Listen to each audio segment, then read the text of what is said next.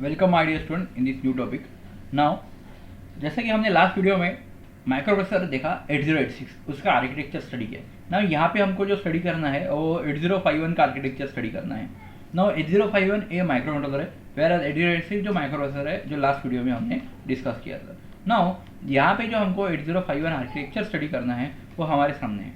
यहाँ पे important terms है जो हम पहले देखेंगे। तो ये 8051 माइक्रो कंट्रोलर में क्या क्या चीज़ें रहती है पहले हम ये देख लेते हैं। तो इसमें क्या रहता है कि it contain 4 IO port. IO port क्यों बोला जाता है उनको? तो भाई input output port, input output को 4 पोर्ट रहते हैं। तो 4 कौन कौन से पोर्ट है? तो यहाँ पे आप प्रॉपरली अब ऑब्जर्व कीजिए तो आपको ख्याल में आएगा कि it contain 4 IO port. 4 IO ports, which are the 4 IO ports? The first one is port 0। No यहाँ पे आप ऑब्जर्व कीजिए पोर्ट 0 है, तो पोर्ट 0 है तो पोर्ट 0 में कितने बीट है? तो port 0 contain P0.0 to P0.7, ऐसे टोटल 8 बीट का ये इनपुट आउटपुट पोर्ट 0 बीट है। इसके बाद पोर्ट 0 के बाद पोर्ट 1, पोर्ट 1 में कितने बीट है? तो 8 बीट का पोर्ट 1 P1.0 टू P1.7। उसके बाद पोर्ट 0 के बाद पोर्ट 1, पोर्ट 1 के बाद पोर्ट 2। तो पोर्ट 2 में कौन कौन है? तो P2.0 टू P2.7, यानी 8 बीट का ये पोर्ट 2 भी है।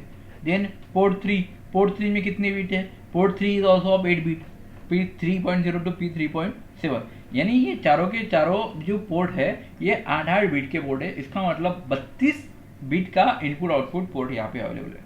अब आप बोलेंगे कि उनका काम सिंपली इनपुट आउटपुट का ही काम क्या है? नहीं, यहाँ पे किसी किसी पोर्ट का काम कंट्रोल यूनिट का भी काम है, कुछ अलग फंक्शन भी ये टास्क परफॉर्म करेंगे। जब अपन 8051 का आर्किटेक्चर को डिटेल में स्टडी करेंगे ना तब आपको उसके बारे में इजीली सभी चीज़ें पता हो जाएंगी। तो this is the basic architecture of 8051। Okay, after that the important part is of supply. Supply में देखा जाए तो वहाँ पे आप ऑब्जर्व कीजिए कि यहाँ पे singular power supply. Singular power supply means यहाँ पे VCC which is equals to normally +5 volt and another is the ground. So this is a singular power supply, VCC and a ground. Okay, after VCC and ground, then next come out to the memory part. In the memory part, if you observe the memory, there are two types of memory will be available here. One is the RAM, that is random access memory, and another is the EEPROM. EEPROM means electrically erasable programmable read only memory.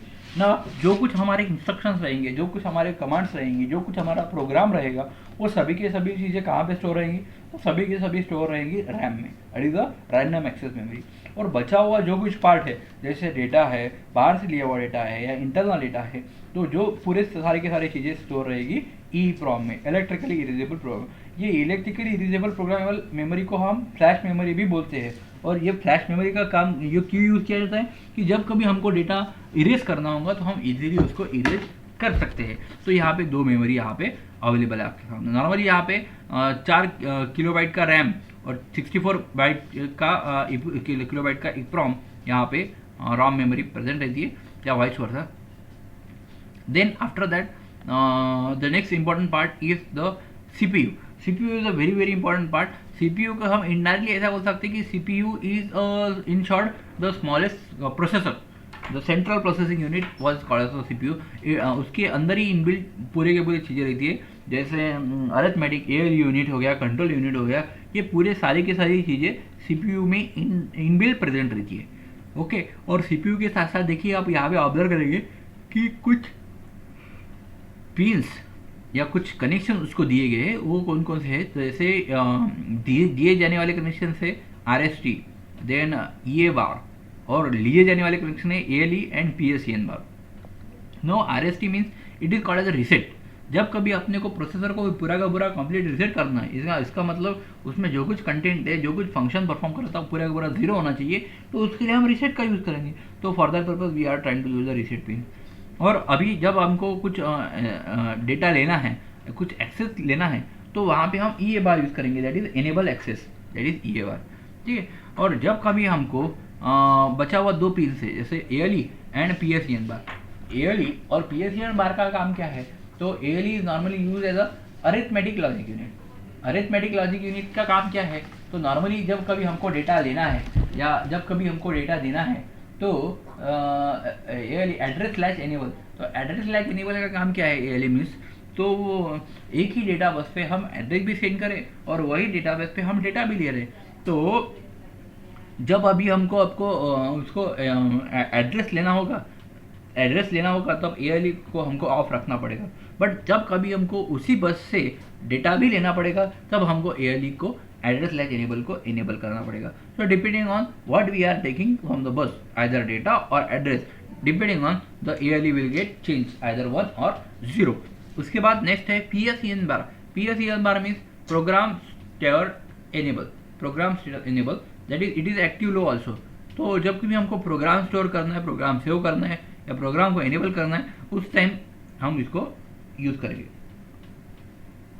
Okay उसके बाद का जो important part आता है वो है timer and control interrupt serial ये port. ये पूरा का पूरा एक्सटर्नल पार्ट जो इसमें ऐड किया है। External means it is again internal part of microcontroller, but CPU को ये बाहर से दिया गया पार्ट है जिसमें कौन कौन रहता है, टाइमर रहता है, 2 टाइमर रहते हैं, टाइमर 0 टाइमर 1, 2 काउंटर रहते हैं, काउंटर 0 काउंटर 1, इंटरप्ट रहते हैं 3-4 टाइप्स के। उसके बाद सीरियल पोर्ट रहता है।